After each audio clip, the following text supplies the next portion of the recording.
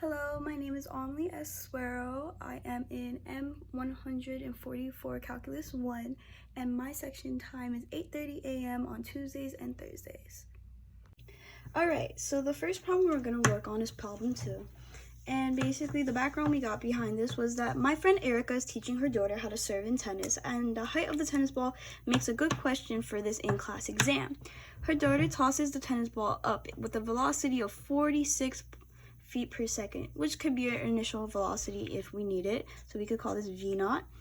And then in t seconds, it reaches a height of y equals 46t minus 19t squared.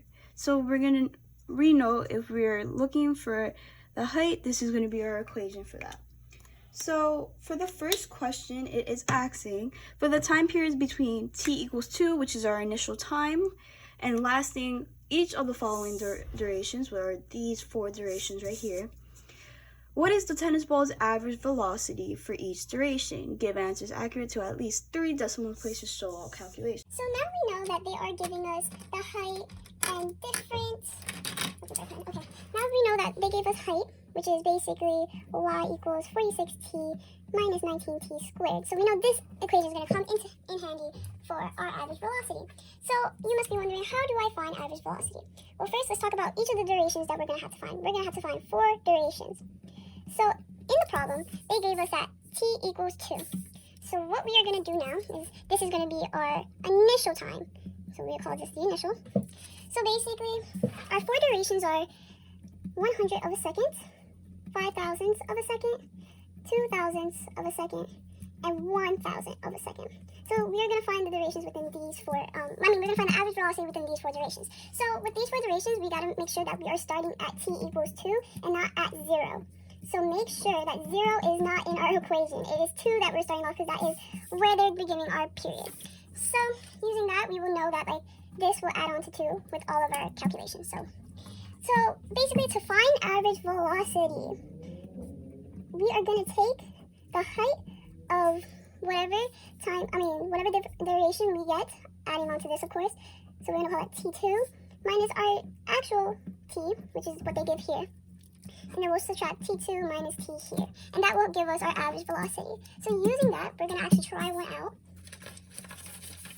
So we're going to try the first duration right here, which is 100ths of a second. So we know that we're beginning at 2, so we're just going to add 100 to 2, which is 2.01. So using that, we are going to find the height of 2.01 minus the height of 2, all over 2.01 minus 2. So using this equation that they gave us before, this one, we're going to plug in 2.0 and 2, so we can get our numerator up here.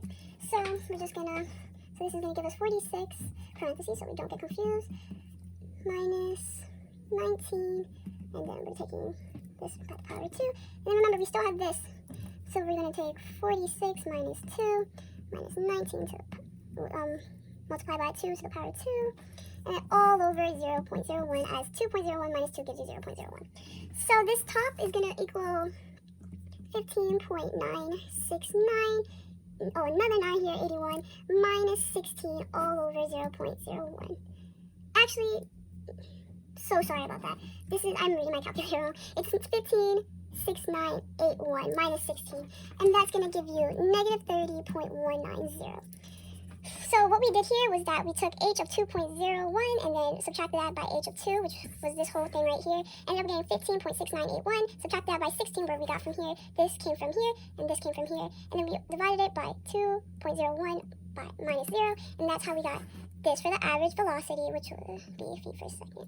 So that's our average velocity for this duration of time. Now we are going to do the same with the other one. So we're going to go to 5 thousandths of a second. So we're going to do the same thing we did before, which is this. Now add the 5 thousandths to 2, and then, so we all know that we're going to use this same equation, y equals 46t minus 19t squared, and we're just going to get 15.849525 minus 16. I just like writing the whole number out just in case, because you never know. And then after that, I will round my answer. And then after you know, we get 16. 16 is going to stay constant for all of these questions because we're always finding the height of 2 for the second part of the numerator, so it's always going to be 16, so you really don't have to do this over and over again. But this, you know, 2.005 minus 2, that's going to give you 0.005. So we're going to get negative 30.095. Not that far off from each other, but still you can see, like, you can start estimating what you think the average velocity of the time at 2 would be. Okay, so now we're going to move on to our next duration, which is 2,000ths of a second. Using the same equation like always, we're going to do this over this. And then, you know, this part is going to give us 15.939924. And what's this part going to give us? The same thing it's been giving us in the last two problems, 16 over 0.002 as 2.002 minus 2 equals that. And this is going to end up giving us negative 30.038. Which is, you see, they're all getting close to a certain number. Even the, see how we got kind of like closer and it's getting a little closer to 30, it's all doing that. So now we're going to do our last duration, which is only 1,000ths of a second. So I'm expecting, you can expect from here that this is going to be the closest to our average velocity of 2. So we're going to just do this again, using the same equation that we have been using for the last three durations. And we're just going to go like this, alright. And this part of the numerator is going to give us 15.969981. We're going to subtract that by 16, like always. And this is going to give us 0.001 because we subtracted this. And in total is going to give us negative 30.019. So these are our durations. All, I'm going to circle them all in the 30s range. Negative 30s range, sorry. And yeah. Since we have finished with part A, we are now going to move on to part B, which is find the instantaneous velocity using the limit definition of the derivative.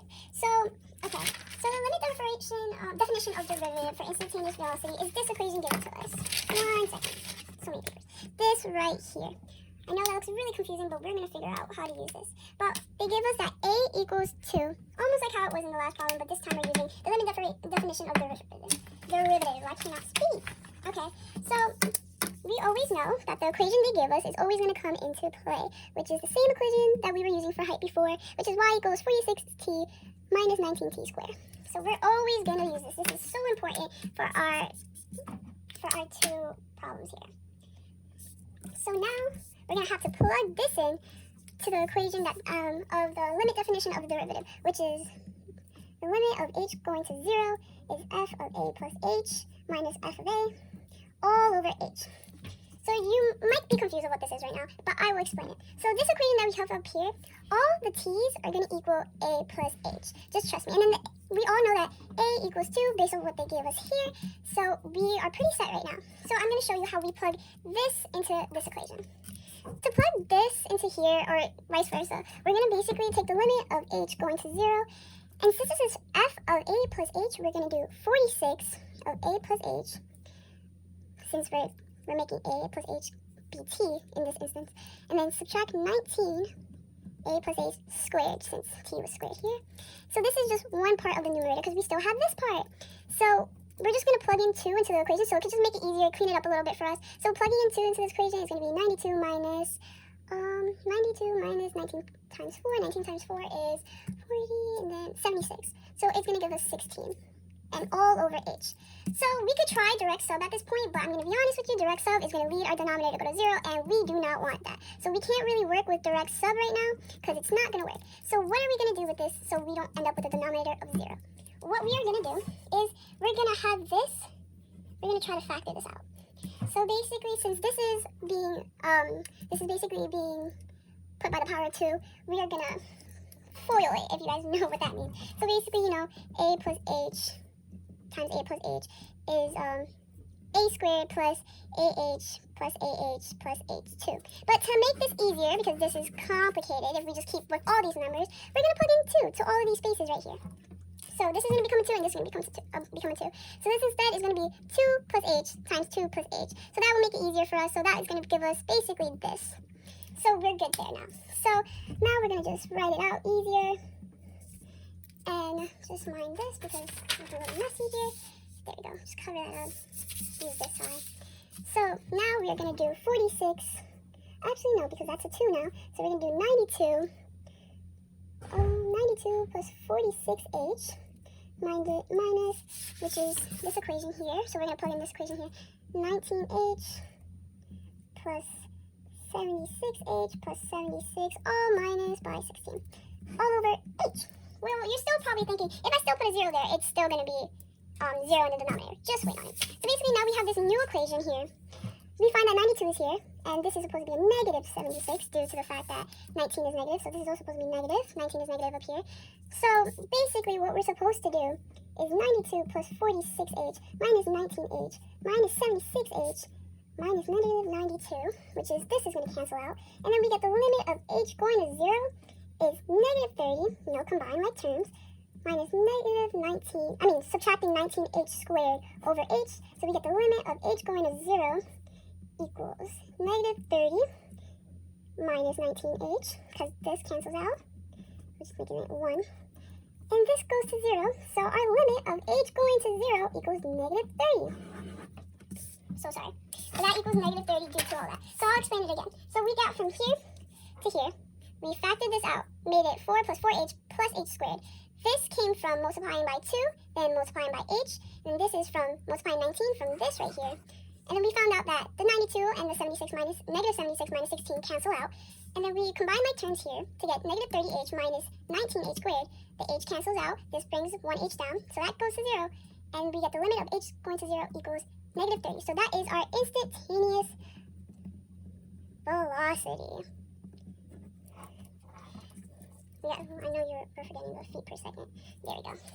So now, quickly, we have this last question, part 2, which is using both methods above should result in the same instantaneous velocity of the ball when t equals 2. What is the value? So using our durations, we know that all of our durations are close to 30. So we could estimate that t equals 2 will have a velocity of negative 30 feet per second, since it's also getting closer to 30 each time we get closer to 2. Even here, using our limit definition of the derivative, we got that 30 feet per second is our instantaneous velocity. So for C, both methods show that our instantaneous velocity is 30 feet per second.